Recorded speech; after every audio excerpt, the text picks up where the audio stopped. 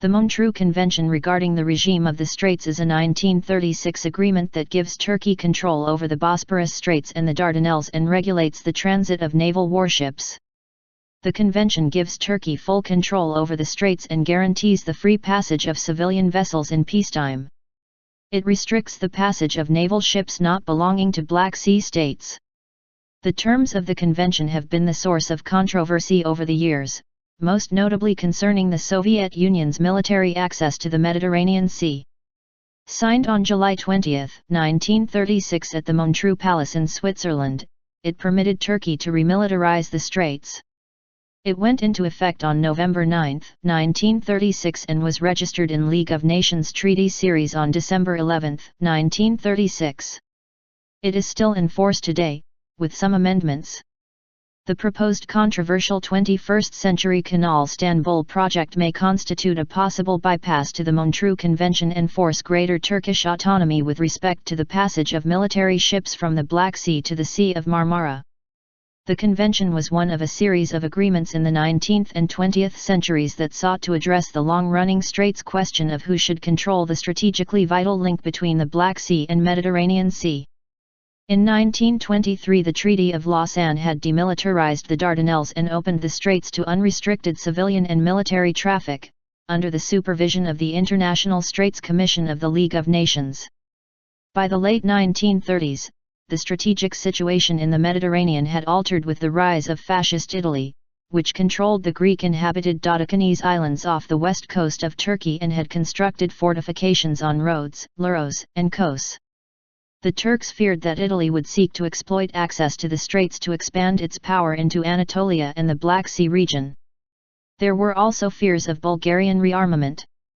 Although Turkey was not permitted to refortify the Straits, it nonetheless did so secretly. In April 1935, the Turkish government dispatched a lengthy diplomatic note to the signatories of the Treaty of Lausanne proposing a conference on the agreement of a new regime for the Straits and requested that the League of Nations authorize the reconstruction of the Dardanelles forts.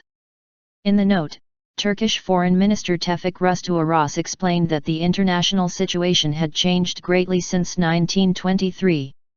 At that time, Europe had been moving towards disarmament and an international guarantee to defend the Straits.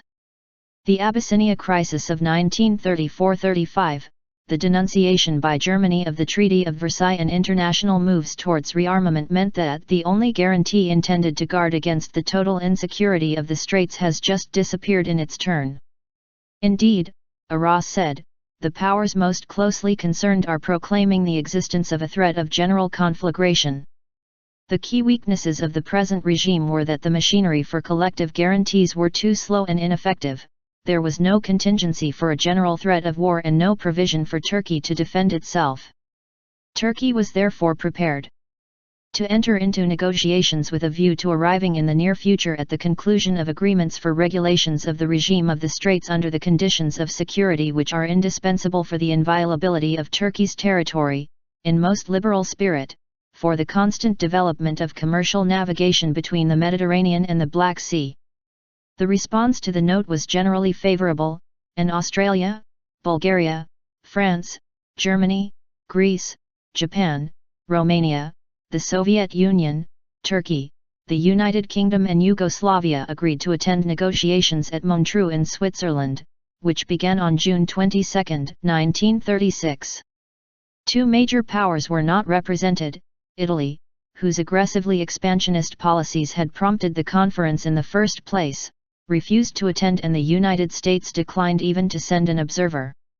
Turkey, the UK, and the Soviet Union each put forward their own set of proposals, aimed chiefly at protecting their own interests. The British favoured the continuation of a relatively restrictive approach, while the Turks sought a more liberal regime that reasserted their own control over the Straits, and the Soviets proposed a regime that would guarantee absolute freedom of passage. The British, supported by France, sought to exclude the Soviet fleet from the Mediterranean Sea, where it might have threatened the vital shipping lanes to India, Egypt, and the Far East. In the end, the British conceded some of their requests while the Soviets succeeded in ensuring that the Black Sea countries including the USSR were given some exemptions from the military restrictions imposed on non-Black Sea nations. The agreement was ratified by all of the conference attendees with the exception of Germany, which had not been a signatory to the Treaty of Lausanne, and with reservations by Japan, and came into force on November 9, 1936. Britain's willingness to make concessions has been attributed to a desire to avoid Turkey being driven to ally itself with, or fall under the influence of Adolf Hitler or Benito Mussolini. It was thus the first in a series of steps by Britain and France to ensure that Turkey would either remain neutral or tilt towards the Western Allies in the event of any future conflict with the Axis. Terms and consequences of the Convention. The Convention consists of 29 articles, 4 annexes, and 1 protocol. Articles 2-7 consider the passage of merchant ships. Articles 8-22 consider the passage of war vessels. The key principle of freedom of passage and navigation is stated in Articles 1 and 2. Article 1 provides that the high contracting parties recognize and affirm the principle of freedom of passage and navigation by sea in the Straits. Article 2 states that in time of peace, merchant vessels shall enjoy complete freedom of passage and navigation in the Straits, by day and by night, under any flag with any kind of cargo. The International Straits Commission was abolished, authorizing the full resumption of Turkish military control over the Straits and the refortification of the Dardanelles. Turkey was authorized to close the Straits to all foreign warships in wartime or when it was threatened by aggression. Additionally, it was authorized to refuse transit from merchant ships belonging to countries at war with Turkey. A number of highly specific restrictions were imposed on what type of warships are allowed passage. Non-Black Sea state warships in the Straits must be under 15,000 tons. No more than 9 non-Black Sea state warships, with a total aggregate tonnage of no more than 30,000 tons, may pass at any one time, and they are permitted to stay in the Black Sea for no longer than 21 days. Although the treaty is often cited as prohibiting aircraft carriers in the Straits, there is no explicit prohibition on aircraft carriers in the treaty. However, the tonnage limits in Article 14, which apply to all non-Black Sea powers, would preclude the transit of modern aircraft carrying ships. In the case of non-Black Sea powers, these terms make it impossible for transit any modern ships carrying aircraft through the Straits without violating the terms of the Convention. By contrast, Black Sea powers such as the USSR were able to transit aircraft carrying cruisers through the Straits under other terms of the Convention. As with non-Black Seas powers, the Montreux Convention does not explicitly forbid a Black Sea power from transiting aircraft carriers through the Straits, and the tonnage limits in Article 14 also apply to Black Sea powers as well as non-Black Sea powers. However, under Article 11, Black Sea states are permitted to transit capital ships of any tonnage through the Straits. Annex 2 specifically excludes aircraft carriers from the definition of capital ships, but limits the definition of carriers to ships that are designed primarily for carrying and operating aircraft at sea and specifically excludes other ships that merely are able to operate aircraft. The result of this is that by designing its aircraft-carrying ships such as the Kiev and the Admiral Kuznetsov to have roles other than aircraft operation and by designating those ships as aircraft-carrying cruisers rather than aircraft carriers, the Soviet Union was able to transit its aircraft-carrying ships through the Straits in compliance with the Convention, while at the same time the Convention denied access to NATO aircraft carriers, which are not covered by the exemption in Article 11. Under Article 12, Black Sea states are also allowed to send submarines through the Straits, with prior notice, as long as the vessels have been constructed, purchased, or sent for repair outside the Black Sea. The less restrictive rules applicable to Black Sea states were agreed as, effectively, a concession to the Soviet Union, the only Black Sea state other than Turkey with any significant number of capital ships or submarines. The passage of civil aircraft between the Mediterranean and Black Seas is permitted, but only along routes authorized by the Turkish government. The terms of the convention were largely a reflection of the international situation in the mid-1930s. They largely served Turkish and Soviet interests, enabling Turkey to regain military control of the Straits and assuring Soviet dominance of the Black Sea. Although the convention restricted the Soviets' ability to send naval forces into the Mediterranean Sea, thereby satisfying British concerns about Soviet intrusion into what was considered a British sphere of influence, it also ensured that outside powers could not exploit the straits to threaten the Soviet Union. This was to have significant repercussions during World War II, when the Montreux regime prevented the Axis powers from sending naval forces through the straits to attack the Soviet Union. The Axis powers were thus severely limited in naval capability in their Black Sea campaigns, relying principally on small vessels that had been transported overland by rail and canal networks. Auxiliary vessels and armed merchant ships occupied a grey area, however, and the transit of such vessels through the straits led to friction between the Allies and Turkey. Repeated protests from Moscow and London led to the Turkish government banning the movements of suspicious Axis ships with effect from June 1944, after a number of German auxiliary ships were permitted to transit the straits. Development of the convention since 1936. The convention remains in force today, with amendments, though not without dispute. It was repeatedly challenged by the Soviet Union during World War II and the Cold War. As early as 1939, Joseph Stalin sought to reopen the Straits question and proposed joint Turkish and Soviet control of the Straits, complaining that a small state, i.e. Turkey, supported by Great Britain, held a great state by the throat and gave it no outlet.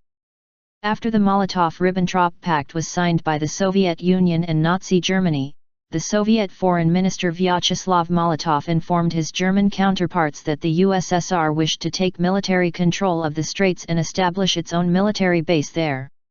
The Soviets returned to the issue in 1945 and 1946, demanding a revision of the Montreux Convention at a conference excluding most of the Montreux signatories, a permanent Soviet military presence and joint control of the Straits. This was firmly rejected by Turkey, despite an ongoing Soviet strategy of tension. For several years after World War II, the Soviets exploited the restriction on the number of foreign warships by ensuring that one of theirs was always in the Straits, thus effectively blocking any nation other than Turkey from sending warships through the Straits.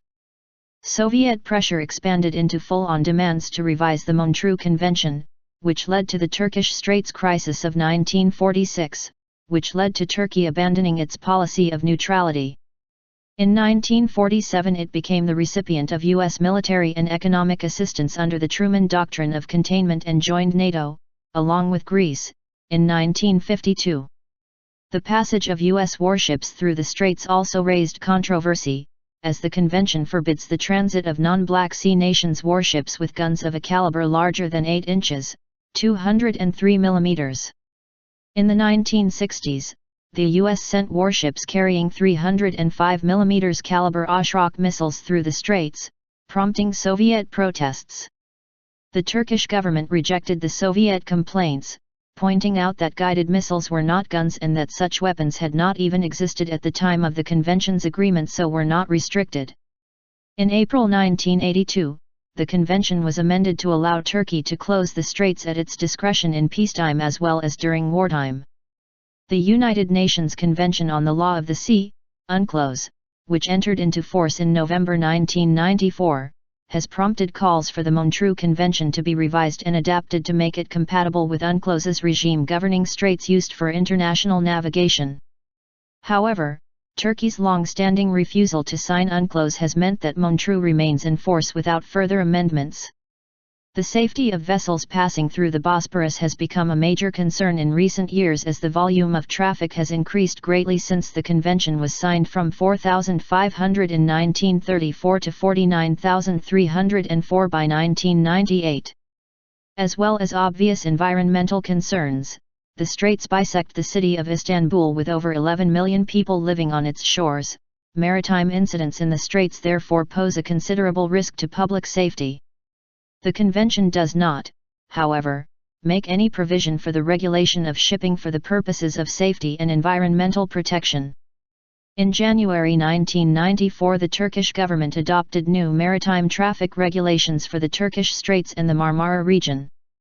This introduced a new regulatory regime in order to ensure the safety of navigation, life and property, and to protect the environment in the region, but without violating the Montreux principle of free passage. The new regulations provoked some controversy when Russia, Greece, Cyprus, Romania, Ukraine, and Bulgaria raised objections. However, they were approved by the International Maritime Organization on the grounds that they were not intended to prejudice the rights of any ship using the straits under international law. The regulations were revised in November 1998 to address Russian concerns.